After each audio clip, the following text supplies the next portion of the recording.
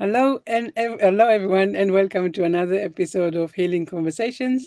My name is Einav Avni with Untangled Healing, and with me today, Helen Brenner. Hi, Helen. So lovely to have you here. Hi, I'm so glad to be here. Hello to everybody on the outside of the world. Absolutely, we can forget sometimes that there are people out there. There's Let's people get out there started. somewhere. Helen, tell us a little bit about you. So I'm Helen Brenner, and I am a certified life coach. I have my professional certified coach certification through the ICF, which is the International Coach Federation. And I also have a certification in NLP and hypnosis. And so I work with clients using all of those tools together, pretty much in a conscious trance work. And I kind of work mostly with people who have trauma, which is probably everybody I've ever come across in my life, because everybody's got trauma. So I tend to gravitate towards the trauma, but I work with all levels of everything. Yeah. I am a former mental health counselor, and I hold a master's in mental health counseling and a bachelor's in psychology. And learning is what I love to do the most, and sharing what I learn with people. So that's what I'm about. Yeah. And tell me what gravitated you towards, coaching and NLP and hypnosis and all of that. Yeah. So thanks. I'm a trauma survivor. I was a sexual abuse survivor in my childhood, and pretty bad bullying by other teens and other kids and teachers. And I spent decades kind of trying to heal, at least from the sexual abuse. And I wasn't finding anything changing in me. It was very slow. The issues that I had kept coming up. And I was just so frustrated. I spent, probably $15,000 in copays, and it was crazy. And so I decided to go and learn myself how to do this. And so that's when I got my mid 40s. I went and got my bachelor's in psychology and then my master's in mental health counseling, because I was going to fix myself.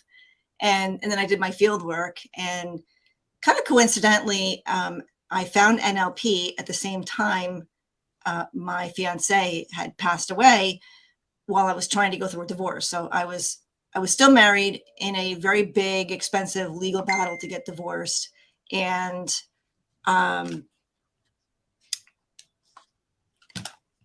and then he passed away, and I was kind of the rock bottom. I was in the rock bottom emotionally of my life. And when I was working with clients as a therapist and as a client myself, I was just noticing things weren't changing.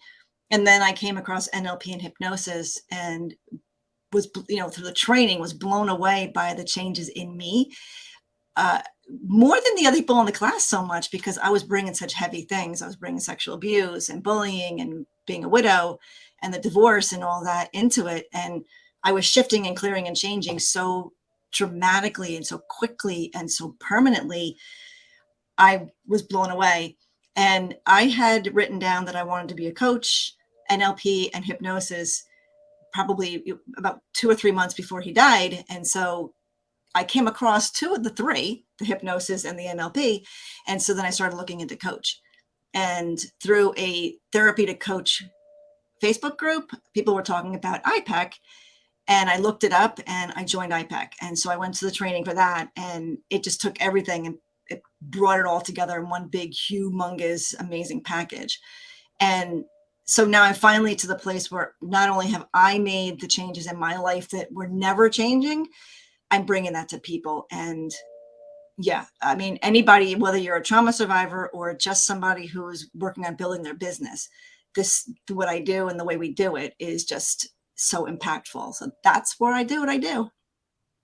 And what, in your opinion, is the difference really between, therapy and NLP and hypnosis? How come, as you say, these modalities made the change that other methods didn't? Yeah, the biggest thing is, when I was a therapist, I had to do intake and I had to ask you every detail about your life. And I also had to create a treatment plan. Now, I did my treatment plan based on the input with the client. We would talk about it together, but ultimately I was the one that had the expertise. I was the one that knew change modalities, different psychological concepts. And so ultimately I was the one who was in charge. I was the one that had all the answers. I was the expert. And I remember times where I would just say to my clients, because I was pretty much doing coaching while I was doing therapy, but I remember so many times saying, you have your answers. I'm just helping you find them. And that's, to me, the major difference between therapy and coaching. I don't know your life. I don't know what you want. I don't know anything. I don't. I can't. No one knows my brain. I don't know your brain. And what I do is I help you find you. And so it puts a treatment plan in the client's hands. It puts what they want to clear, what they want to move forward to, in their hands. They are the ones that choose what they want to do. It's the most empowering way of being able to work with somebody, as opposed to me saying, oh, you have blank, and so we're going to do blank. That's not how this works. And I find it to be very, it creates autonomy in the clients. It creates, they're learning how to run their own brain and their own life. And whereas a therapist, I never felt that way as a client. And then my training as a therapist, and then as I applied it, it was still very much, I was the expert, and I was the one who you needed. Whereas I teach clients them, so they go off on their own lives and live knowing how to run their own brain. And then I of course totally agree with what you're saying. I mean, as a coach, I've not been a therapist, but as a coach, I definitely agree. As you say, right? It's really on them how they want to run it, and what it is that they're going to get from it. But more specifically in terms of NLP and hypnosis, I mean, I also do both, but I want to know from your experience really how come, because yes, therapy, a lot of the time people say in therapy, right, that they spend years and years in therapy, they don't get the answers, they don't get the shift that they want. And that's exactly what you said, right, that with NLP and hypnosis you did actually get these changes that felt permanent. How come? What is the magic there?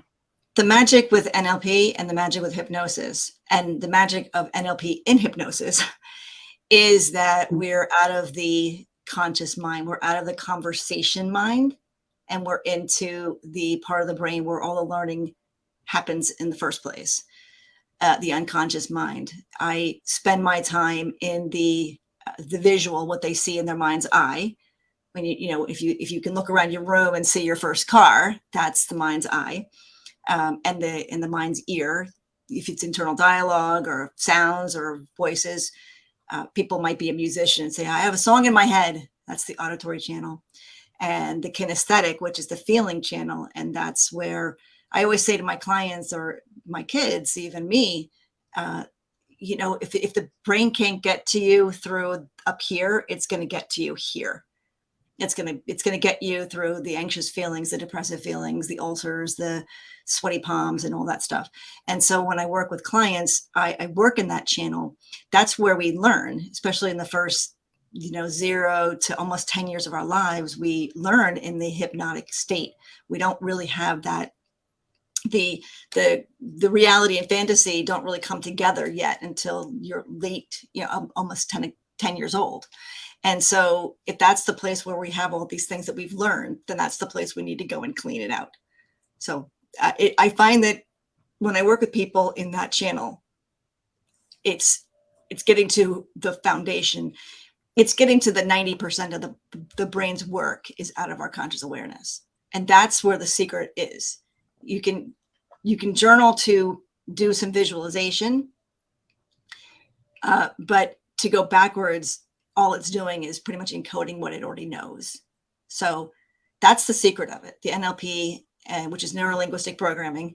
And so the neuro-linguistic programming, it's neuro for all the neuro points, anything that we have, nervous system connections, which is everywhere.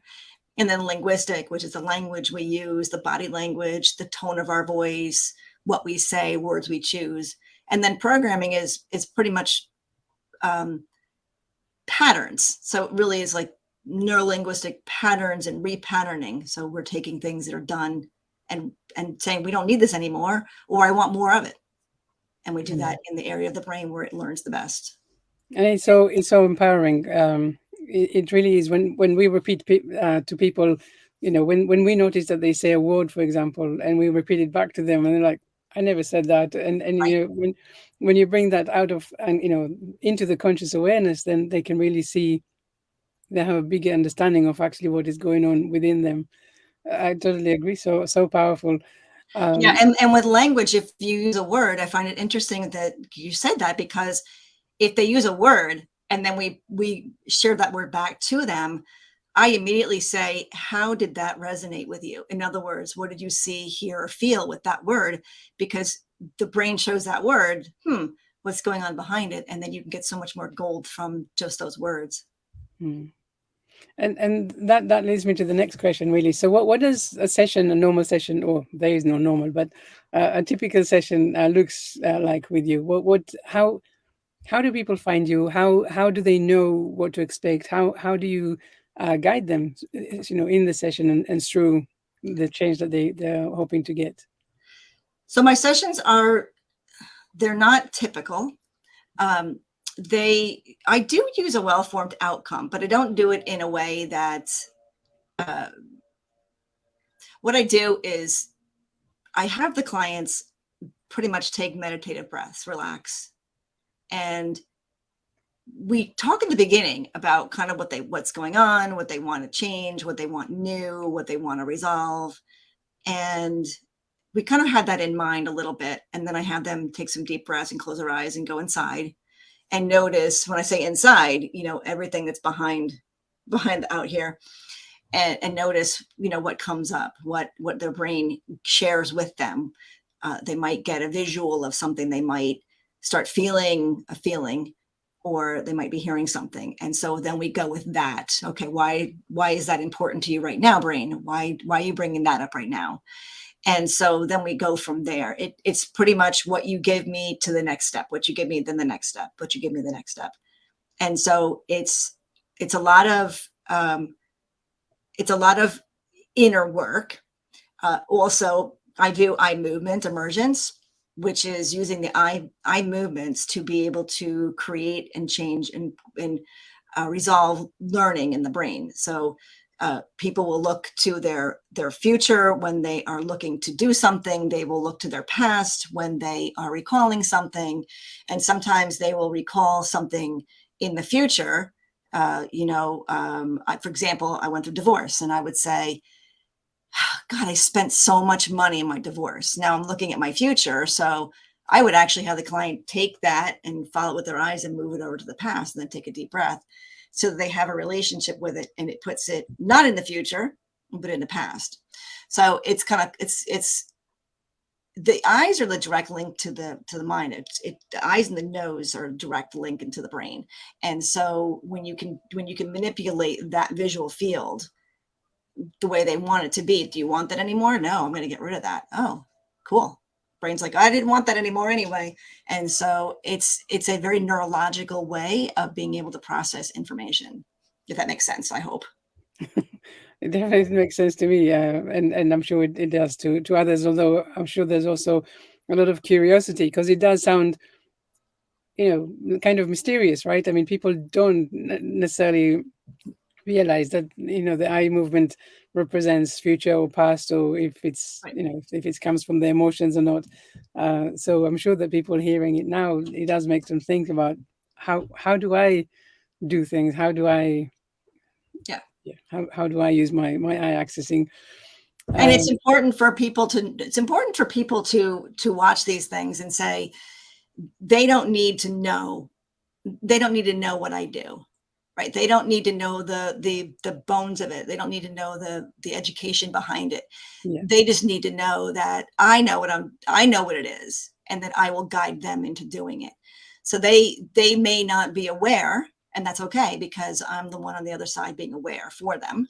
And especially when you're working in the unconscious mind, I I don't, first of all, if they do some change work, then they're like, I don't remember what just happened. I'm like, that's fine. I don't want you to know what happened because we've just taken it out of we put it into the long-term processing of wherever it's supposed to go in the brain where it should have been in the first place. Don't worry about it. And so for people to watch this and say, I don't know what she's doing, that's okay, because that's why I do what I do. And that's why you are expert in what you do. Yeah. So Yeah. we just have a question. Michelle is watching. Hi, Michelle. And she's asking, can I consciously control my eye movements? Yes. Yes, you can. One to be aware of it. If you want to, yes, that's what I do all the time. So what I'll say to somebody is, look up to the left and notice your first car. So I've actually made my eyes go that way. And then if you want to say, you look over to the right, which is most people's future is to the right. And I would say, see yourself on stage, or see yourself creating something. Notice what it feels like. Notice what you see, what you hear, what you feel when you look over to the right, because that'll be information for your brain to say, I'm not so comfortable with that, or I want more of that. So yeah, I have people look up to their higher values, to what's important to them. I have them look over to the left for recalling, and I have them look up to the right for constructing. So yes, absolutely, you can manipulate your eyes. Yeah. And I want to ask, can you share with us some example of change that you've helped your clients achieve? Yeah. I well, let's start with me. So personally, right to me, I like I said, I was a trauma survivor. There was an incident in my childhood where I had a body memory and a nonverbal memory, which means I was young enough to, I was too young to put words to it. So it's nonverbal. But I had this feeling memory of being in my crib, and I was afraid. And so through the process of doing that, we went back to that, found out what it was meaning. Why was my brain saying, I want to hold on to this memory? Why does it keep coming back? Resolved it. Now I don't remember all the details because it was being done to me, but that no longer, I can sit there and go like this and I don't feel that memory anymore. And I can think back to that memory and I have no catabolic, which means no negative kind of energy around it. And with clients, they will have, I'm trying to think of a quick one. A client who struggles with, I'm kind of lost myself. Somebody, I'm going to use, since Michelle's on, maybe, I'm going to use something that's more future pacing, for example, something that's less like trauma related.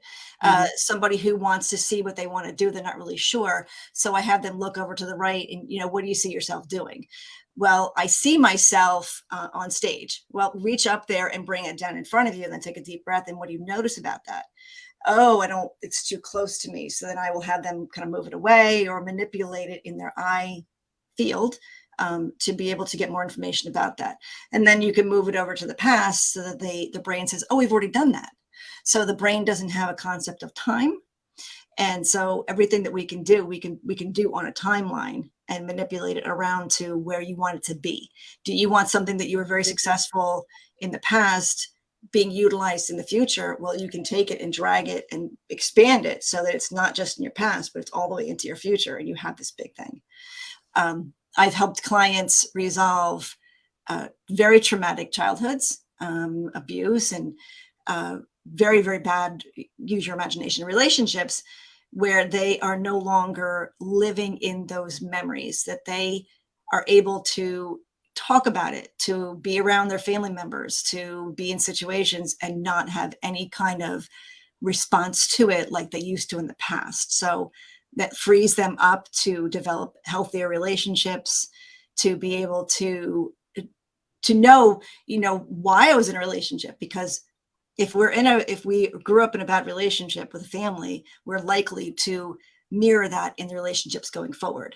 And every relationship probably gets worse. I haven't found a client yet whose subsequent relationships, whether it's romantic or family or whatever, where it, or even a job, where it didn't get worse until they resolved it. And so, yeah, I hope that answered your question. Yeah, well, it's so interesting, and it's really it really is like magic. Michelle mentioned that as well, that it's you know all of this basically, when we bring that into the conscious awareness, or even if you are able to be the conscious awareness for the client, and helping them to bring it out from the unconscious area, so that you can look at it, and you can change our relationship, or people's relationship with their trauma, and really, as you say, decide if they want it or not, or how would they prefer to feel about it moving forward. That's been so fascinating. Thank you so much, Helen. We only have a few more minutes before we finish. So, any message for people listening? What would you like them to understand more about NLP and hypnosis, and the way that you work with people? What I want people to know is probably the biggest thing, especially for trauma survivors, is the story. The story doesn't matter. The story doesn't come in. We don't talk about the history. We will go into the unconscious, see, hear, feel, the sensory channels, get information about it. Why is the brain holding on to this? And take out things that you might want to keep. For example, something that could be very traumatic in your life has some good learning for you. So you want to take that learning and keep it. You want to keep it, but you don't want to keep all the other stuff that's attached to it. So we clear that out. But you're not going to talk about things that happened. I don't really necessarily get into much more than the learning of it. The more you talk about things that happen that are not good, the more the brain pays attention, because it pays attention to everything that we do and say. And so the more you talk about it, the more the brain says, oh, that's important. I'm going to keep doing that. So there's not a lot of verbalization over like conversational dialogue-y kind of in the process. And then when I work with trauma clients and I say that to them, the amount of people that are relieved by that is astronomical, because when you go into, so many things, they want you to talk about it. And I don't do that. And so that's the biggest one if you're a trauma survivor. And it's easy. It's quick. It's pretty painless. I mean, you're going to have a little bit of pain. You're going to have some tears, but all those things are quick learning messages and information. But it's quick and deep. And so it's kind of like a trust the process. Try it and see what it's like. So, yeah. Yeah. I agree also with what you were saying. When I was doing my NLP training, you learn so much for yourself, on yourself, about yourself, about everything that you've been through, and definitely you come out of it much lighter. So I'm not necessarily saying to people go and study NLP, although of course they can if they want. But I definitely agree that when you go and you have that process done, whatever the challenges that you're facing, it's something, it's so different to anything else that you've done before. And I Yeah. know that at some point NLP didn't have the best reputation for some reason, but I really believe that if people give it a chance, they see that the negative reputation was not the point. Well, It will. not to cut you off, but the negative reputation that NLP gets is because it's not empirical. Now, EMDR actually came off of NLP. So Right. they were able to make that empirical, but they still don't look at NLP with the same view. But NLP is extremely effective in getting people to change. And the reason why it's got such a bad reputation is because the people who created it were not mental health people, but also because people who are using it for more nefarious reasons. Like car dealers will use it to kind of manipulate people into buying things. And so it's seen as a manipulative kind of a thing.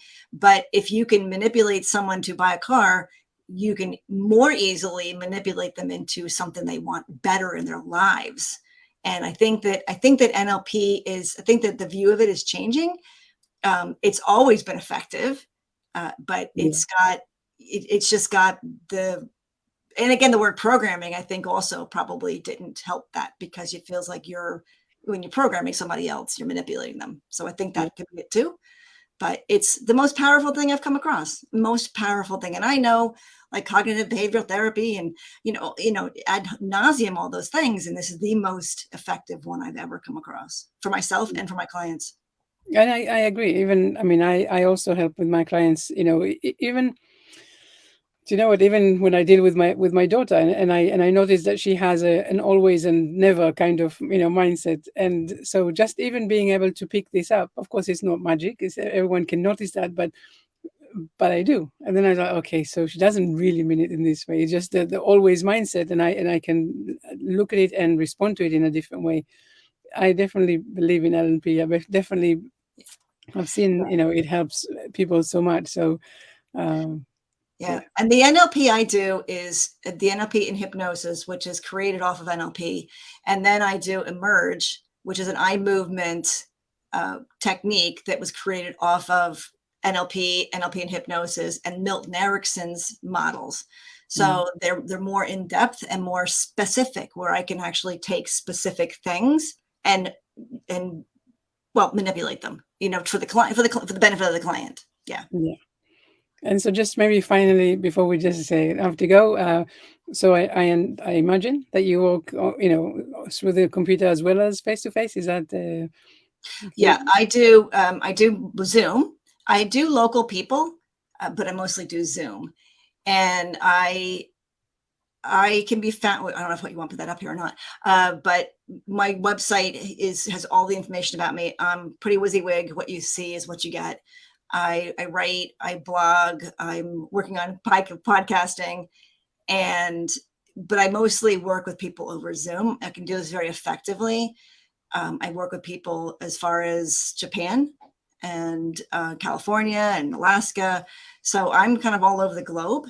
And my schedule works very well with people who are not on the East Coast because but I like to do Zoom. I'd like to do in person, but what, I like the fact that I can be able to reach people anywhere, which is the coolest thing. Yeah, that's amazing. And yes, absolutely. At the end of the conversation, I will put all of your social links at the bottom of the chat, and people, of course, can reach out, and hopefully experience the magic for themselves. Helen, thank you so much for being here today. It's been incredible. I've learned a lot, and I really hope that people, will reach out and use the magic for themselves. Well, Thank you. yeah, thank you for having me. It was fun to talk about this. Thank you.